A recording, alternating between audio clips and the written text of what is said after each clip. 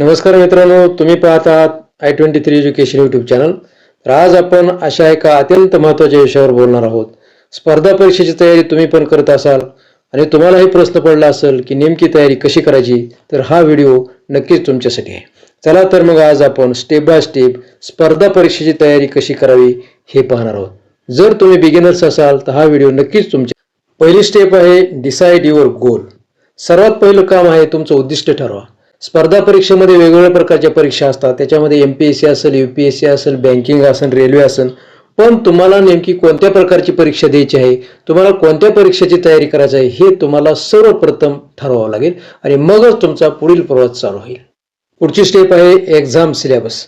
तर प्रत्येक परीक्षेचा अभ्यासक्रम हा वेगवेगळा असतो।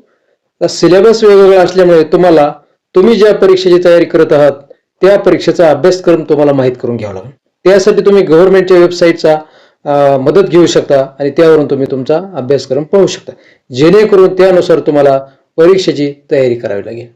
पुढची तिसरी स्टेप आहे कलेक्शन ऑफ स्टडी मटेरियल। आता तुम्हाला सिलेबस माहित झालेला आहे, मग तुम्हाला स्टडी मटेरियल कलेक्ट करावे लागेल, जेणेकरून समजा त्यानुसार वेगवेगळे बुक्स आहेत, PDF नोट्स आहेत किंवा रेफरन्स बुक आहेत किंवा हँड रिटन नोट्स तुम्हाला स्वतः तयार करावे लागतील। हे सर्व तुम्हाला कलेक्ट करावं लागेल किंवा काही ऑनलाईन एज्युकेशन प्लॅटफॉर्मचा सुद्धा तुम्हाला काय उपयोग करून घ्यावा लागेल किंवा त्याची मदत घ्यावी लागेल, जेणेकरून दररोजच्या दररोज अभ्यासासाठी ते तुम्हाला उपयोगी पडेल।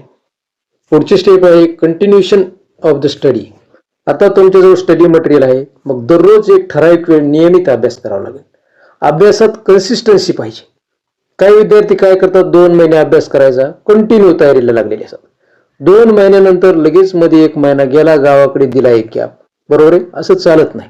याला तुम्हाला कंटिन्यू स्टडी करावं लागेल। तुम्ही 2 तास करा, 4 तास करा, पण दररोज करा, तर तुम्हाला सक्सेस नक्कीच मिळेल। पुढची 5वी स्टेप आहे एक्झाम्स अँड रिव्हिजन्स। आता तुमच्याजवळ अभ्यासाचं साहित्य सर्व जमा झालेलं आहे किंवा स्टडी मटेरियल आहे, तर आता जास्तीत जास्त प्रश्न सोडवण्याचा किंवा उदाहरणे सोडवण्याचा तुम्हाला सराव करावा लागेल। यासाठी मॉक टेस्ट द्यावे लागतील, वेळेमध्ये अभ्यास करावा लागेल। अभ्यास केल्यानंतर तुम्हाला जुन्या प्रश्नपत्रिका सोडवाव्या लागतील आणि अभ्यासात सातत्य आणि आत्मविश्वास आणि संयम ठेवावा लागेल। एक वेळ अपयश आले तरी खचून न जाता पुन्हा प्रयत्न करावा लागेल, तर यश नक्कीच तुम्हाला मिळेल। जर तुम्ही नवीन असाल आणि स्पर्धा परीक्षेची तयारी करायची तुमच्या डोक्यात असेल, तर हा व्हिडिओ नक्की तुमच्या फायद्याचा ठरेल। या 5 स्टेप तुम्ही फॉलो करा, त्यानुसार तयारी करायचा प्रयत्न करा, यश नक्कीच मिळेल तुम्हाला। तर तुम्ही कोणत्या परीक्षेची तयारी करणार आहात ते कॉमेंट करा। तुम्हाला जर व्हिडिओ आवडत असेल तर व्हिडिओला लाईक करा आणि चॅनलला सबस्क्राईब करा, जेणेकरून तुम्हाला पुढील व्हिडिओ सर्वात पहिले पाहता येईल। So thanks for watching this.